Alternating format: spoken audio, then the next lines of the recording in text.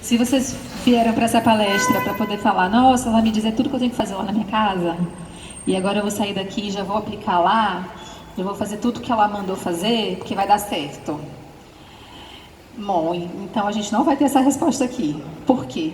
Gente, não tem maneiras. Essa é a maneira correta de fazer que tudo vai funcionar. Como se fosse algo que a gente compra e vem um manual de instruções e que é só a gente seguir aquele passo a passo que vai dar tudo certo, né? Às vezes nem assim dá certo, né? A gente seguir o passo a passo. Mas é para a gente poder pensar assim, não existem maneiras certas, erradas de fazer, né? O que existe eu preciso encontrar a melhor maneira de funcionar dentro da minha família, dentro do meu contexto familiar e de acordo com os filhos que eu tenho, né?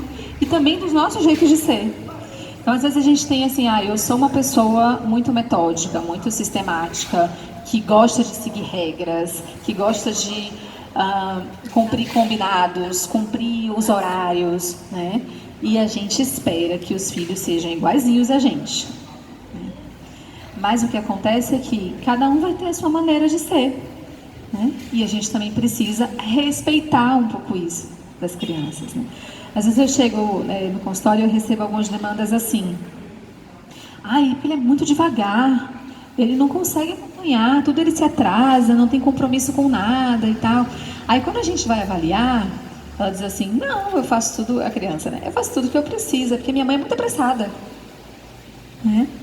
Ela quer que eu almoce e ela quer que eu saia em 5 minutos, mas não vai dar tempo. Ela podia botar em outro horário, né, essa aula, porque eu chego... Então, às vezes é o tempo também, né? A criança precisa desse tempo para ela poder se organizar e cada um de nós também temos a nossa forma, né, de vivenciar isso. Então, esteja atento às necessidades individuais de cada um dos seus filhos. Quem tem mais de um filho também percebe muito essa diferença, né? Esse aqui é ótimo, atende tudo, é rápido. E esse aqui é bem mais devagar, tudo demora. E isso me irrita, por exemplo. É também para a gente poder olhar para a nossa própria irritação, né? De por que isso acontece e por que funciona melhor com esse filho do que com esse, porque isso depende do nosso jeito de funcionar, do nosso jeito de ser.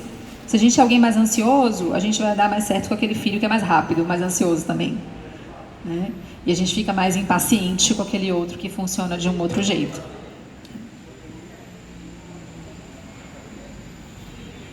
Se a sua rotina está virando uma guerra diária, então o problema pode estar em alguma dessas coisas.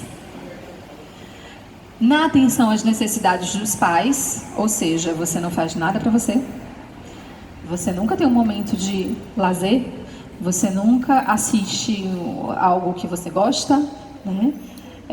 Você nunca consegue ter um jantar tranquilo, você nunca consegue dormir as horas necessárias, e isso vai trazendo uma insatisfação grande.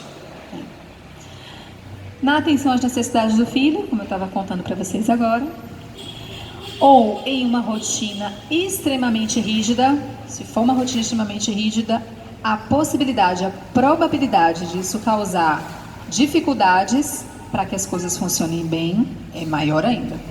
Tá? Dificuldades em lidar com responsabilidades da própria criança, isso também pode acontecer, né?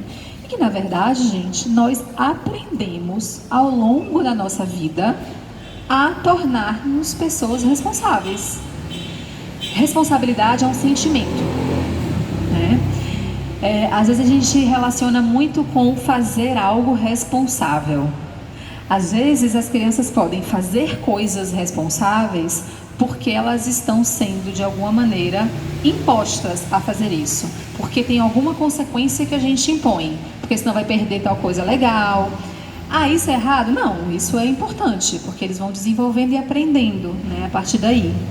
Agora, o processo de desenvolvimento de sentimentos de responsabilidade é algo que a gente vai adquirindo ao longo da nossa vida, e eles também, né? Então, o que seria esse sentimento de responsabilidade? A criança fazer coisas responsáveis ou se comportar de maneira responsável Não porque vai ganhar o brinquedo depois, não porque o pai vai dar algo, né, em troca, mas porque ele sabe que aquilo é importante para ele, que é uma obrigação dele e que ele precisa cumprir. Então, a ideia é que a gente possa desenvolver esse sentimento de responsabilidade, esse senso de responsabilidade nas crianças, né? Muitas vezes, se essa guerra acontece dentro de casa, ela também pode estar denunciando alguns problemas nas próprias relações entre pais e filhos. Como é que está essa relação? Está desgastada? Está difícil? A gente mal consegue conversar? Tudo que a gente fala vira uma briga? Será que a maioria das vezes que eu falo, que eu me dirijo ao meu filho, é em tom de cobrança? É em tom de exigência? É perguntando se já fez aquilo que tem que fazer? Né? Então, nesse caso, acaba que a conexão, né, tá pobre, a gente se distancia deles e a gente não consegue estabelecer uma relação mais leve e que as rotinas se tornem também mais leves. Ou também pode denunciar envolvendo, né, algumas questões psicológicas mais relevantes, né, alguma problemática maior no contexto familiar que vocês estejam vivenciando, ou mudanças muito frequentes na vida da criança naquele momento. Mudou de casa, mudou de escola, né, aconteceu algo relevante na família, separação de pais, enfim. Esses contextos maiores também podem prejudicar a forma com que as crianças lidam com isso.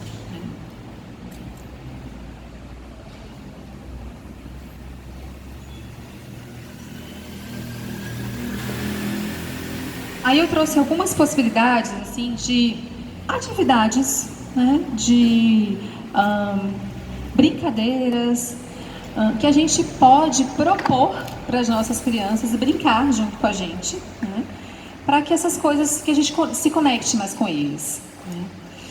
Então, por exemplo, o nosso cantinho de conversas, né, a comunicação de coração para coração, é assim que a gente fala, né, não é uma comunicação só de palavras, mas é uma comunicação de aquela velha pergunta, como foi na escola hoje? Geralmente é acompanhada de como foi na escola hoje, porque eu sei que é importante eu perguntar isso, né, como pai e mãe, mas eu já estou pensando em outra coisa, né? Eu já estou lá no trânsito, vendo se vai dar tempo, né? E aí o seu filho faz normal, bom, igual, né? E aí isso pode nos mostrar o quanto que a gente também está desconectado disso, né? Então, às vezes a gente pode mudar a maneira de perguntar, né? Isso também é interessante. Então, o que teve de legal hoje? O que você aprendeu em tal aula que teve? Né? Tava difícil? Deixa eu ver o dever que passou. Né? Você brincou com quem hoje? O que vocês fizeram na hora do recreio? Então, perguntas mais assim que sejam interessantes, a depender da idade da criança, a gente vai adaptando também a forma de comunicar, né? Mas isso demonstra o interesse genuíno naquilo que a nossa criança está trazendo. E isso aumenta e possibilita muito mais, né, essa comunicação efetiva, né? Então, a gente pode denominar, gente, vamos lá então, a gente tem o nosso cantinho de conversas, a nossa hora de conversa aqui, que você vai me ouvir, que eu vou te ouvir, que a gente vai conversar de um modo, né, tranquilo e aberto nesse momento. E aí, pode não ter nada a ver com rotina, né? Mas tem tudo a ver, porque aí eles podem aceitar muito mais essas regras com tranquilidade. Eu coloquei ali em cima, são duas atividades mesmo envolvendo mindfulness que pode ajudar também elas poderem estar mais conectadas consigo mesmas e mais conectadas com a gente, como pai e mãe, né? Atento a isso.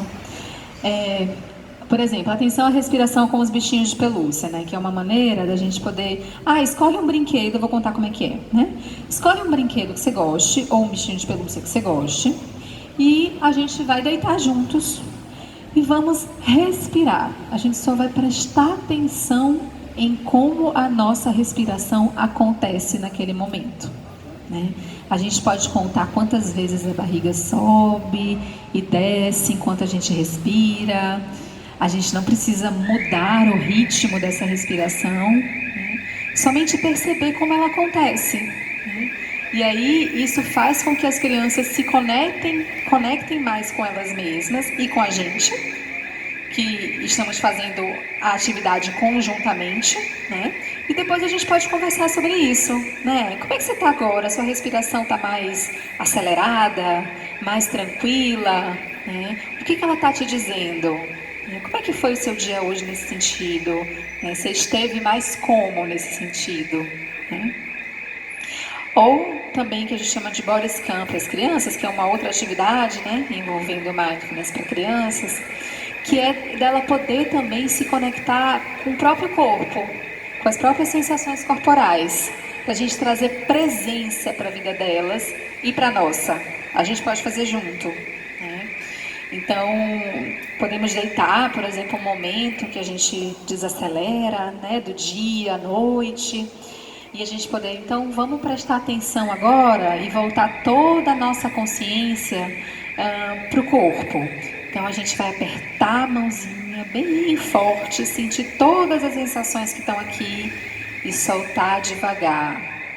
E a gente pode ir passando em várias partes do corpo para que a gente possa estar atento a isso. E depois a gente conversa. Nossa, estava mais duro nessa parte, estava mais gelado nessa, estava mais quente nessa. Quando eu fico nervoso, parece que aparece mais aqui no peito, ou parece que aparece mais aqui na barriga. E a gente pode abrir espaço para conversar mais abertamente, mais profundamente, de maneira mais conectada com os nossos filhos. Né?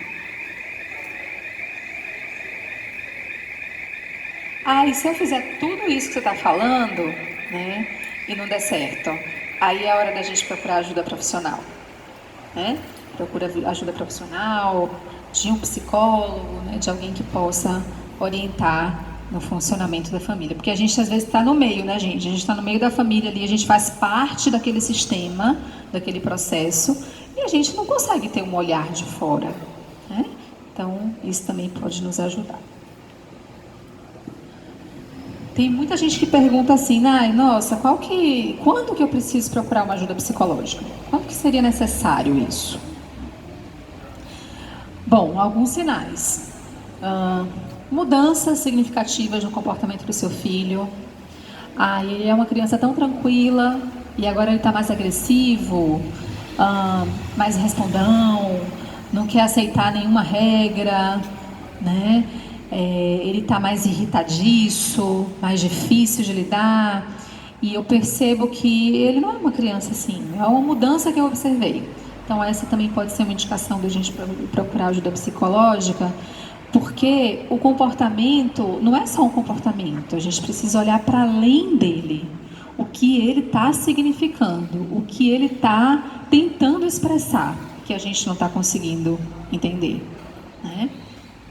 Alguma desregulação emocional também frequente, frente a algumas situações comuns do cotidiano. Outro dia eu recebi assim, né? Mamãe, meu filho sempre foi tranquilo, nunca teve assim, comportamento agressivo, nem nada. E aí na saída da escola tinha aqueles vendedores que iam vendendo canetinhas, sabe?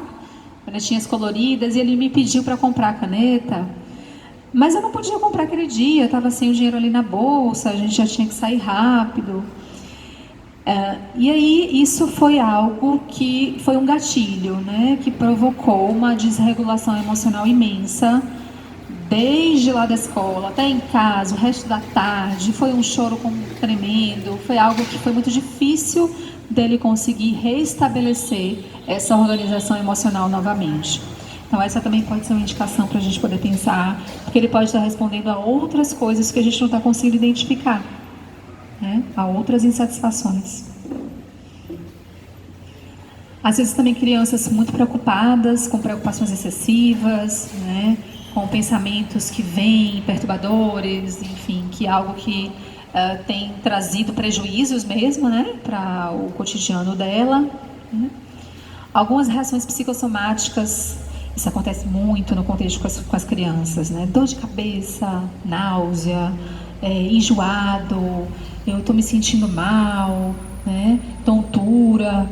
Então, às vezes as crianças não conseguem expor verbalmente aquilo que está acontecendo com elas. Elas não conseguem dizer, né, como nós conseguimos, né, e até alguns de nós têm dificuldade também para fazer isso, né?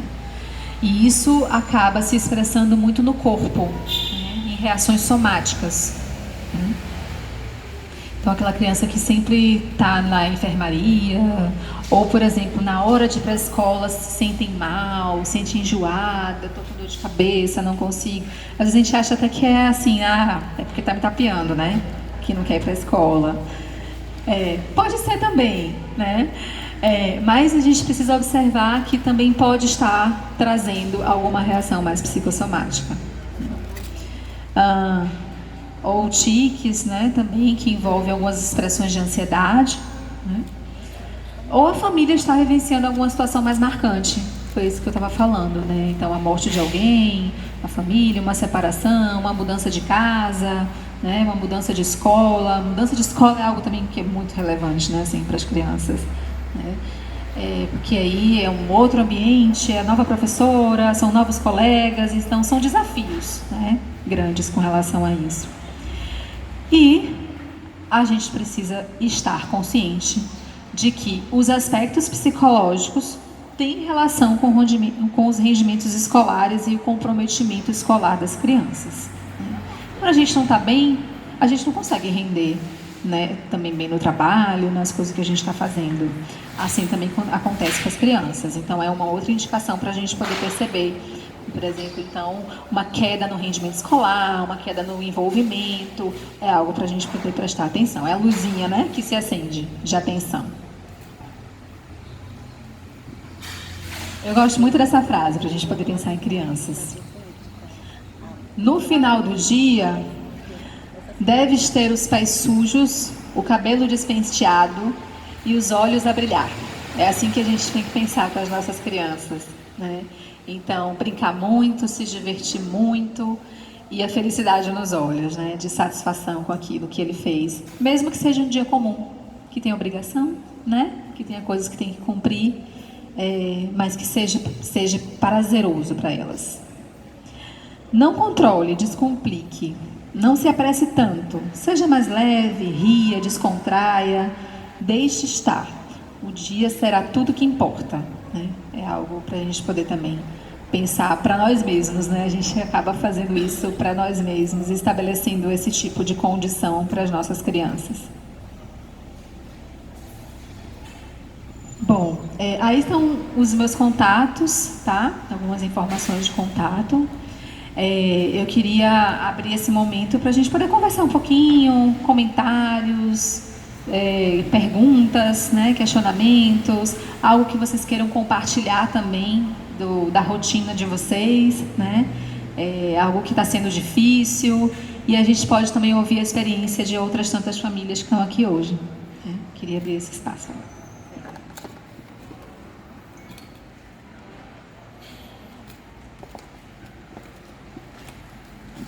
Alguém com alguma dúvida querendo se posicionar? Não?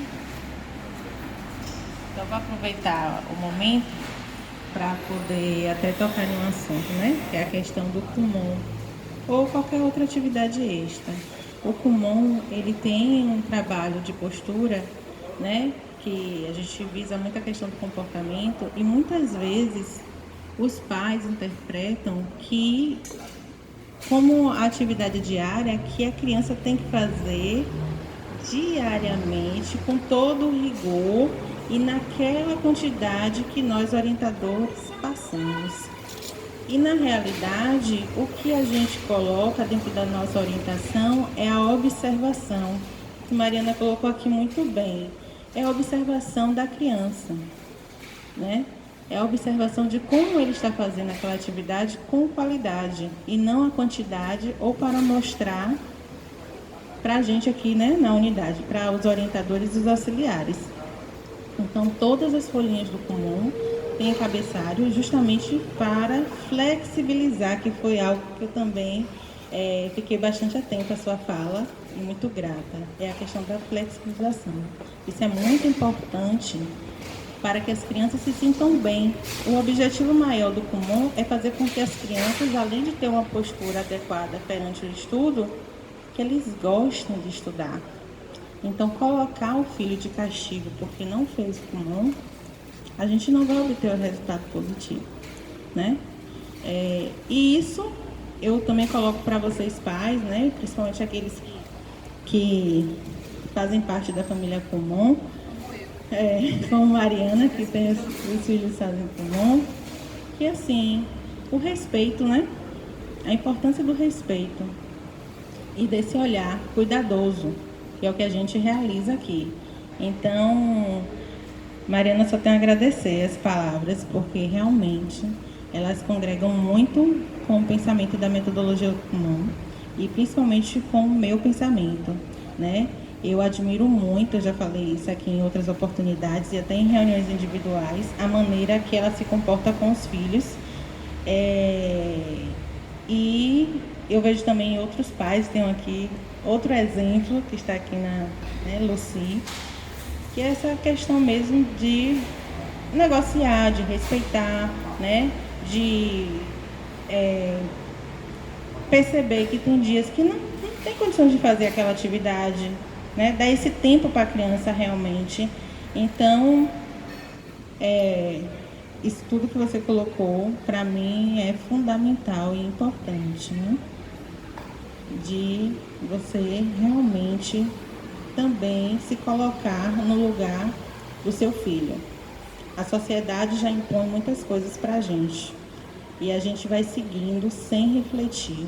Então, a proposta, né, dessa palestra é justamente essa, é a reflexão e tentar ações diferentes, se por acaso a gente está impondo, né, para seguir o que a sociedade nos impõe também.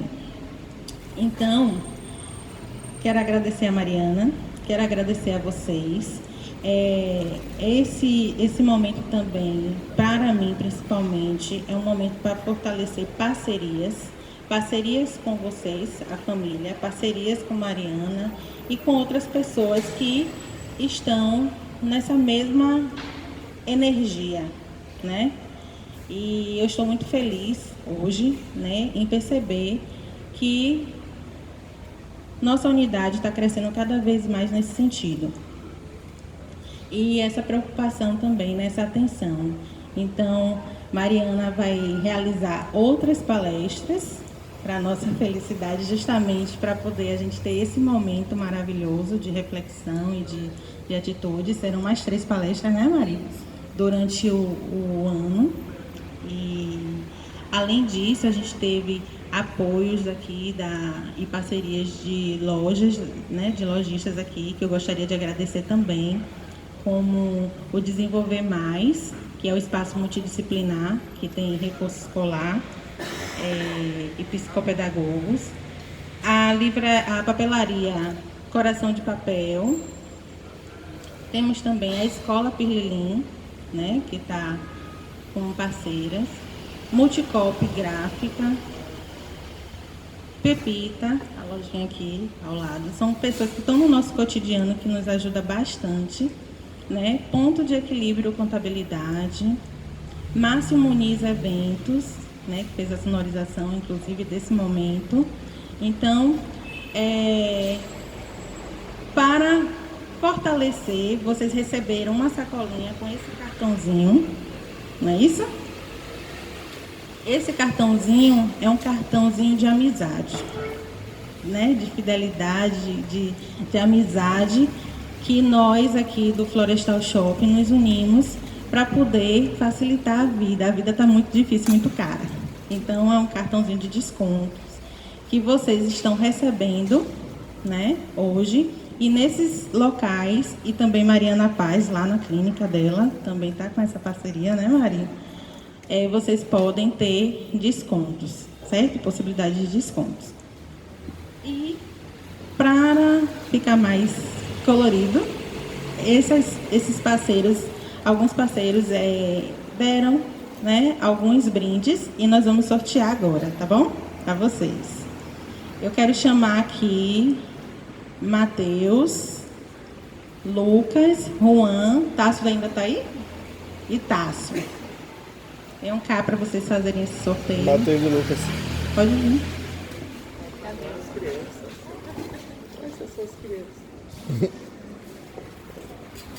Atrás do cartão tem a numeração de vocês, viu?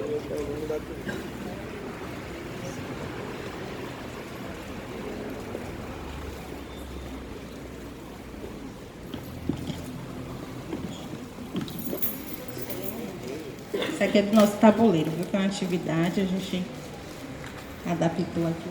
Qual é o número? Número 9. Número 9. Tem alguém aí? Atrás do cartãozinho. Tem um número. Número 9. É? Pega ali, tem Vai pegar o quê? Qualquer um? Pode pegar qualquer um. Pode pegar.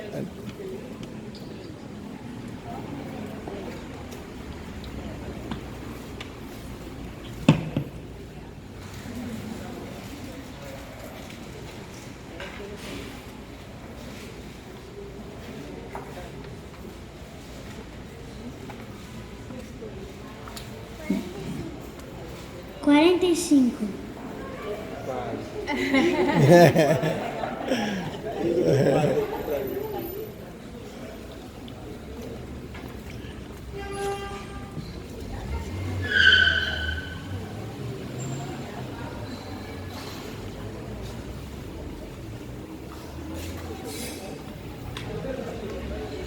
Trinta e dois.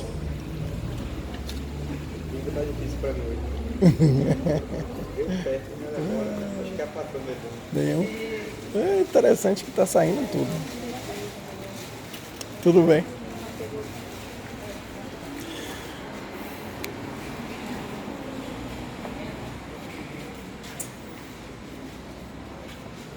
Dois.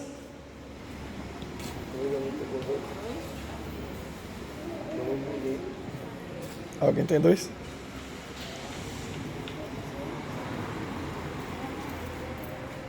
Vinte e três.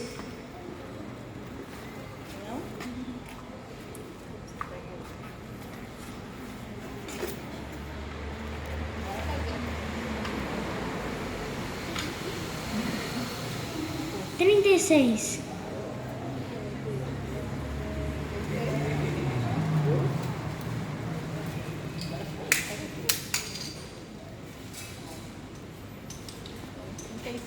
Cadê 36? Ó, Rita. Ah, saiu?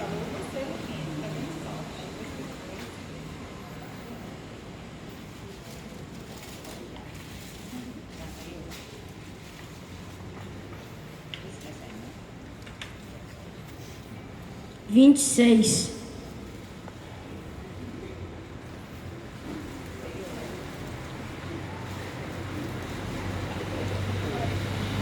Quarenta e quatro. 44.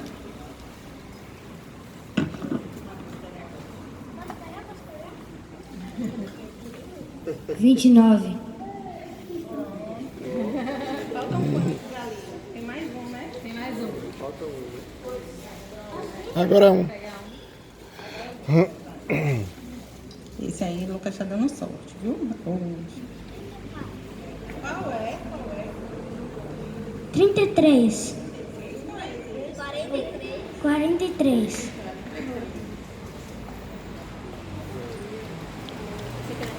23. E era você. Não, 33. Pegadinha. 42.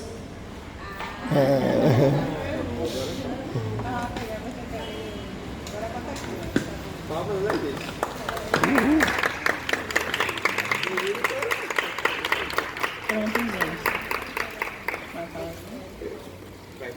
Vem a Renata, por favor.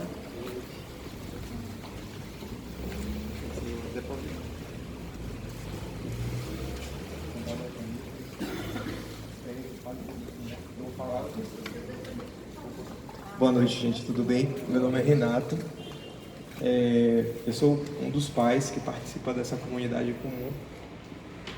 E meus dois filhos, né? Eu sou esposo de Mariana e me tornei amigo dessa grande dupla, que é Tico, Tiago e Ramayana, mãe de João, a fera. Sinal, comentar, vou dar os parabéns pro seu filho, que vai pegando, que é melhor ainda, elogia o filho é melhor ainda do que estar elogiando nós os pais. Ainda mais quando a gente vive num país, eu sou também suspeito 3 vezes para estar falando. Primeiro, que eu sou educador, porque eu também me formei, sou licenciado em História, eu sou advogado de fato, né, que é a minha profissão principal, apesar de que voltei ao cenário da educação cotidiana agora para o mestrado. Mas o Kumon, para mim, sempre me entusiasmei com a ideia. Primeiro eu vi que o Kumon era uma espécie de banca. Quem não sabe o que é banca, né? E eu tenho isso na minha história. Eu levei assim o carimbo de estudioso muito tardiamente, até porque eu não me acho estudioso. Mas a família acha, mas por muito tempo eu era tido como um aluno relaxado. Eu era o relaxado. E quando eu percebi o que era o Kumon, eu comecei a pesquisar, aí eu vim aqui. Eu lembro de ter telefonado, né? Como a gente liga, disse que eu vou comparar. Como a gente liga para uma pizzaria que a gente não conhece, é um objeto curioso que você quer saber, quer conhecer o produto, o serviço, você não sabe, você telefonei. Eu disse, não, passe aqui, porque não dá para explicar pelo telefone. Eu imaginei isso de educadora, eu gostei da resposta. Ela passou logo no primeiro teste, eu vim correndo, marquei. Ela me explicou, aí eu tomei pé do que era, eu falei, se eu tivesse tido isso, eu não teria sido chamado de relapso por tanto tempo. Acabaram com a minha carreira. Aí eu pensei, vai dar tempo de recuperar. Eu falei, tem isso aqui para adulto? Ela falou, temos idosos e adultos. Eu falei, vou matricular minha filha aqui. Aí eu fiquei achando que era estranho, né? Porque tem essa coisa também, né? Moderna, uma criança perto de um adulto, o adulto perto da criança. Coisa de maluco, não pode, né? Ela falou, não, tem isso aqui, tem pais até que estudam com os filhos. Eu falei, então isso aqui é diferente mesmo, isso aqui não é coisa japonesa, né? Aí o fato é que minha filha estava com problemas de matemática, ela se cobrava muito, não rendia, e a escola tem um método que eu gosto muito, mas eu perguntei para a diretora e a resposta foi ótima dela, ela disse assim, eu não gosto do Kumon, mas funciona. Eu voltei e contei isso para a Mariana, eu fui para a reunião na escola, aí ela, o que é que ela disse na reunião? Aí a Maria disse, olha, disse a ela, o fato é que começamos, aí eu era aluno junto com minha filha, me lembro, ela chorou, não foi no primeiro dia, menina, uma situação, porque quando é com o filho, a gente não quer que aconteça o que foi com a gente, esse é o clichê, o bordão mais sério, você fala assim, olha, se eu fui pobre, eu não quero que meu filho seja pobre, se eu não falava inglês, eu quero que meu filho fale inglês, mesmo que seu filho não ache interessante, não é interessante isso, né? Mas o fato é que a gente quer um monte de coisa pro filho que a gente não teve, mas querer nota baixa pro filho, e ainda ver o cidadão inteligente e ser tratado como um relaxado e saber que ele pode nunca brilhar ou melhorar muito tardiamente. Eu fui melhorar acho que com uns 14 anos de idade. Imagina que eu fui da recuperação do que era a 2ª série até a 5ª, até a 6ª. Todo ano era uma recuperação ou 2. Poucos pais têm essa coragem, né, de dizer isso. Ficou ocultando o boletim. Mas aí viemos, e aí ela